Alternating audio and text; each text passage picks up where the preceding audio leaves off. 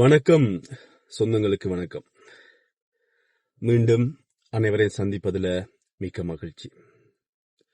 கௌரவ பாராளுமன்ற உறுப்பினரும் டாக்டருமாக இருக்கிற அர்ச்சுனா ராமநாதன் அவர்கள் பாத்தீங்கன்னு சொன்னா ஒரு விஷயம் பகிர்ந்திருந்தார். தங்களுடைய கடந்த மாத சம்பளத்தால் பேசி அதை பகிர்ந்திருந்தார். இது சம்பந்தமா நேற்று நாடாளுமன்றத்துல பேசுகின்ற விஷயம் இடம்பெற்றது.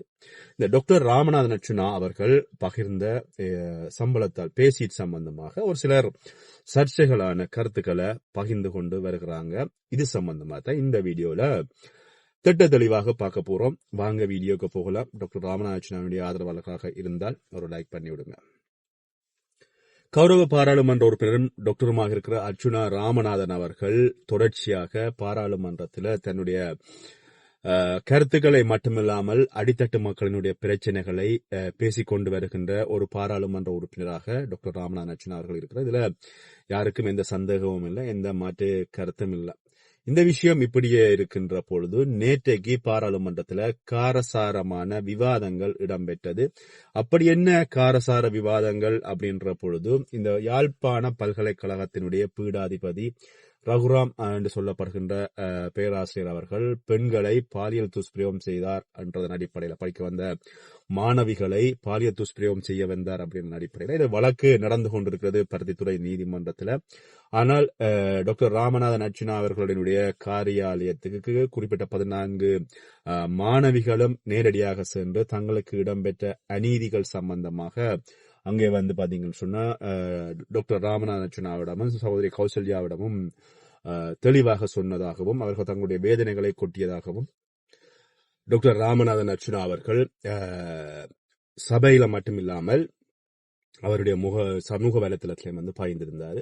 இது சம்பந்தமா நேற்று பாராளுமன்றத்தில் 92 அந்த செக்ஷனின் ஊடாக, அதாவது தன்னுடைய சிறப்புரிமையை பயன்படுத்தி பாதிக்கப்பட்ட அந்த மாணவிகள் 14 பேருக்கும் சரியான தீர்ப்பு கிடைக்க வேண்டும் அப்படி என்ற பொழுது பாராளுமன்றத்தில் காரசாரமான வாத விவாதங்கள் இடம்பெற்றது. அங்கே பிரதி சபாநாயகராக இருந்தவர் டாக்டர் ராமநாதன் அர்ச்சுனாவிடம் நீங்கள் இந்த விடயம் சம்பந்தமாக இங்கே பேச முடியாது அப்படி என்று சொல்லி சர்ச்சையை கிளப்புகின்ற பொழுது டாக்டர் நான் இந்த செக்ஷனுக்குள்ளதான் பதைக்கிறேன் அப்படின்னு சொல்லியிருந்தார். சொன்னது மட்டும் இல்லாமல் டாக்டர் ராமநாதன் அர்ச்சுனா அவர்கள் பாதிக்கப்பட்டவர்களுக்கான நீதியின் குரலாக அங்கு ஒலிக்கின்ற பொழுது சபாநாயகர் கதிரையில் இருந்த பிரதி சபாநாயகர் தொடர்ச்சியாக சர்ச்சையான கருத்துக்களை பகிர்ந்திருந்தாரு.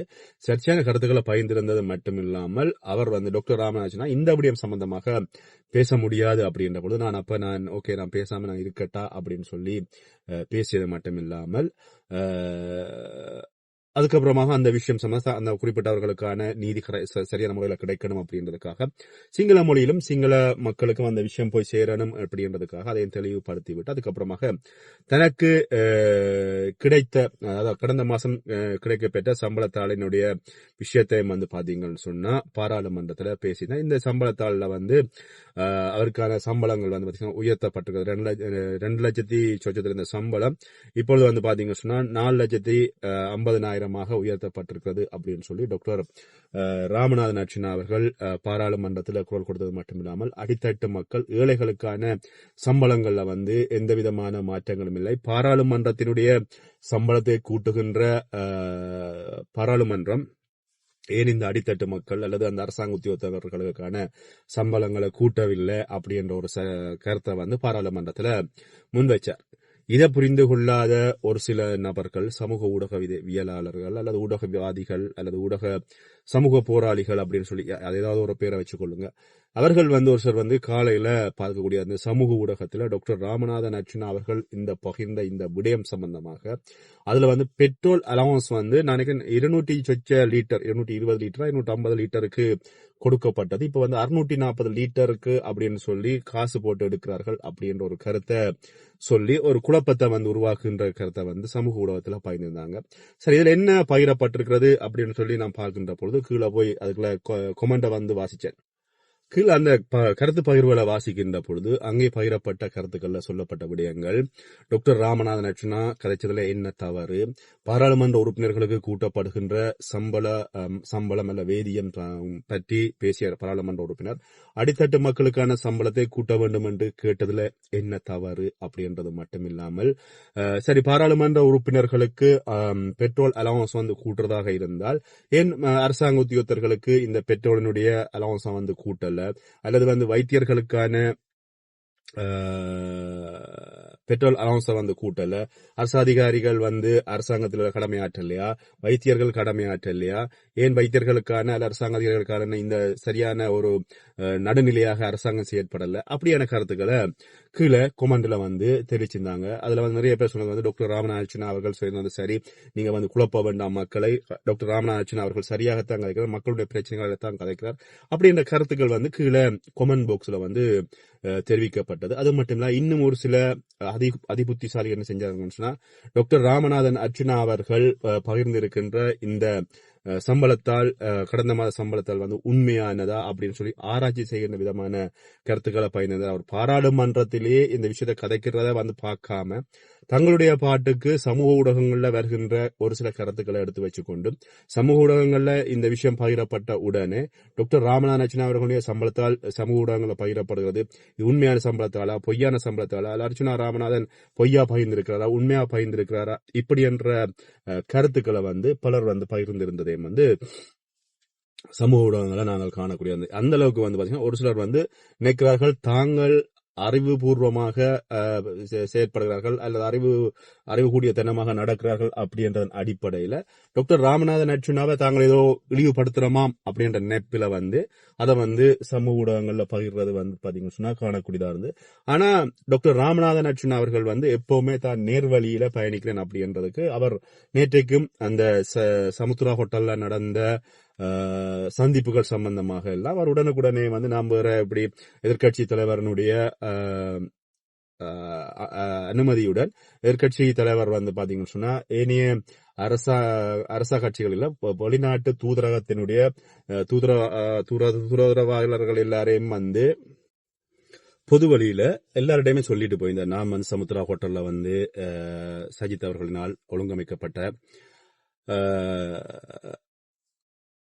வெளிநாட்டு தூதரகங்களினுடைய அந்த தூதரக பொறுப்பாளர்கள் அவர்களை சந்திக்கிறதுக்கு நான் போன்ற பொழுது அங்கே வந்து பாத்தீங்கன்னு சொன்னா நான் யாரையும் சந்திக்கலாம், சஜித்தை சந்திக்கலாம், நாமலை சந்திக்கலாம், ரணிலை சந்திக்கலாம், அரசியல் தலைவர்களை சந்திக்கலாம், இதனால வந்து நான் துரோகி அப்படி என்று நீங்க நினைக்காதீங்க அப்படின்னு சொல்லி போட்டு தான் போயிருந்தார். திருப்பி வந்துட்டு நான் யாரோட என்னென்ன விடயங்கள் காய்ச்சேன் அப்படின்ற எல்லா விஷயங்களையும் வந்து டாக்டர் சமூக வலைத்தளத்துல தெளிவாக சொல்லியிருந்தார். அந்த அளவுக்கு வந்து ஒரு நேர்மையான அரசியல்வாதியாக இருக்கார் அப்படின்றதுக்கு இதை விட என்ன உதாரணம் வேணும்னு சொல்லி இன்னமும் டாக்டரை வந்து கேவலப்படுத்துவர்களுக்கு விளங்கப்படுத்துறதுக்கு எனக்கு தெரியல. முடிஞ்சவரை நானும் அவருடைய உண்மைத்தன்மையும் எடுத்துக்கொண்டு வந்து நான் சொல்கின்ற பொழுது சிலர் வந்து இன்னமும் முட்டாள்தனமாக பைத்தியக்காரத்தனமாக ஒரு விஷயத்த சொல்றாங்க அப்படின்ற பொழுது அதை ஏற்றுக்கொள்றதுக்கு எந்த நாளும் நாங்கள் தயாரா இருக்க போதில்லை. அதோட இன்னொரு விஷயம் வந்து என்னுடைய ஒரு தனிப்பட்ட வேண்டுகோள்ன்றதை விட என்னுடைய தனிப்பட்ட கருத்து, இப்ப நாங்க ஒரு தடவை தரக்குறைவாக நாங்க சொல்கிறோம் அப்படின்னு சொன்னா நாங்கள் அந்த இடத்துல நாங்கள் இருக்கிறோம் அப்படின்றதான் அர்த்தம். நான் இன்னொருவனை நாம் வந்து கூடாதவன் சொல்றேன்னு சொன்னா நான் கூடவனா இருக்கிறேன், இன்னொரு பைத்தியக்காரன் சொன்னா நான் தான் முழு பைத்தியமா இருக்கிறேன், இன்னொருவனை வந்து விசரன் சொன்னா நான் தான் முழு விசரனா இருக்கிறேன். அதனால இந்த டாக்டர் ராமநாதன் அர்ச்சுனாவை தொடர்ச்சியா நீங்க வந்து இன்னமும் இந்த அளவுக்கு இவ்வளவு நல்ல விஷயம் அந்த கஷ்டப்பட்டு பேசுகின்ற பொழுதும் இன்னமும் இப்படியான கருத்துக்களை மூடத்தனமான கருத்துக்களை அல்ல முக்குத்தனமான கருத்துக்களை நீங்க பகிர்கிறீங்கன்னு சொன்னா அது நீங்களாகத்தான் இருப்பீங்களே ஒழிய அதுல வந்து டாக்டர் ராமநாதன் அர்ச்சுனா அவர்களாக இருக்கிறதுக்கான வாய்ப்புகள் இல்ல.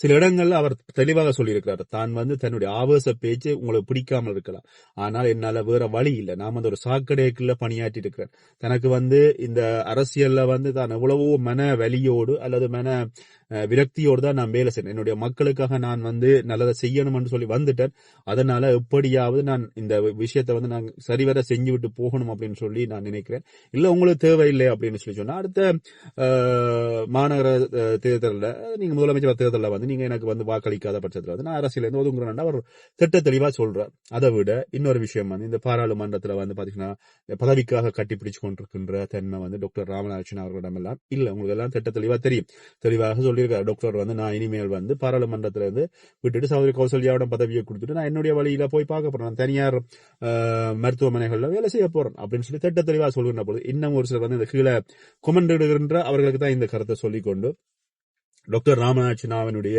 இந்த சம்பளத்தால் சம்பந்தமாக ஒரு சிலர் பாய்கின்ற முட்டாள்தனமான கருத்துக்களை ஏற்றுக்கொள்ள முடியாது. அவர் நேரடியாக பாராளுமன்றத்தில் பேசிய விஷயங்களை கூட தெரியாமல் இன்னமும் கருத்திடுகிறார்கள். இது பற்றிய கருத்தை என்னோட பகிர்ந்து கொள்ளுங்க. நன்றி.